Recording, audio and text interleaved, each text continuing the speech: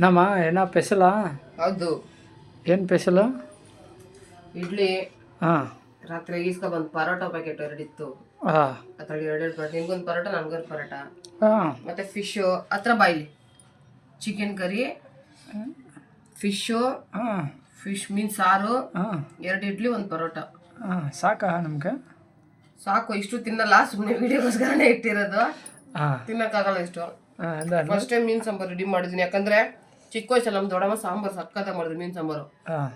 ನಮ್ಮಮ್ಮ ಮಾಡ್ತಾಳೆ, ಚೆನ್ನಾಗೇ ಮಾಡಲ್ಲ. ಹಾಂ.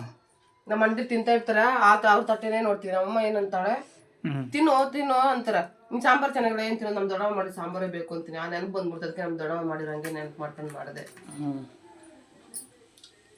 ಚೆನ್ನಾಗೈತೆ ಸಾಂಬಾರು. ಚೆನ್ನಾಗಿದಾ? ನಾನು ಟೇಸ್ಟ್ ಮಾಡಬೇಕಲ್ಲ. ಟೇಸ್ಟ್ ಮಾಡ್ತೀಯಾ? ತಗೋ ಕಬಾಬ್. ಏನು ತಿನ್ನು ಬೇಡ. ಯಾಕೆ? ನಮ್ಗೆ ಮೀನು ಇಷ್ಟ ಇಲ್ಲ. ಮುಚ್ಕೊಂಡು ಹೋಗು. ನಾನು ತಿನ್ನೋದು ಇಷ್ಟ ಇಲ್ಲ ಅಂತೀಯ? ನಿಮಗೆ ಅದು ಇಷ್ಟ ಒಂದು ಜಾಸ್ತಿ. ನಮ್ಗೆ ಫೇವ್ರೇಟ್ ಇದು. ನಮಗೆ ಅದು ನಮಗೆ ಇಷ್ಟ ಇಲ್ಲ. ಇಡ್ಲಿ ತಿಂತೀಯಾ? ಇಡ್ಲಿ ತಿಂತೀನಿ. ತಗೋ. ಸಾಕು. ಓಕೆ. ಪರೋಟ? ಸಾಕು. ನಾವು ಇಷ್ಟು ತಿಂತೀವಿ ಅಂತ ನಾವೇನು ಶ್ರೀಮಂತರೇನಲ್ಲ.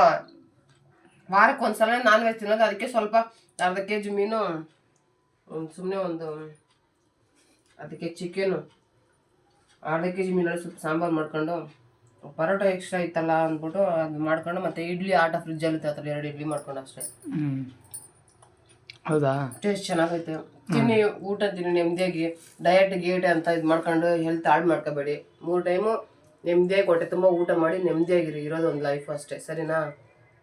ಬನ್ನಿ ಊಟ ಮಾಡೋಣ, ಎಲ್ಲರೂ ಎಂಜಾಯ್ ಮಾಡಿ. Okay, thank you. ಓಕೆ.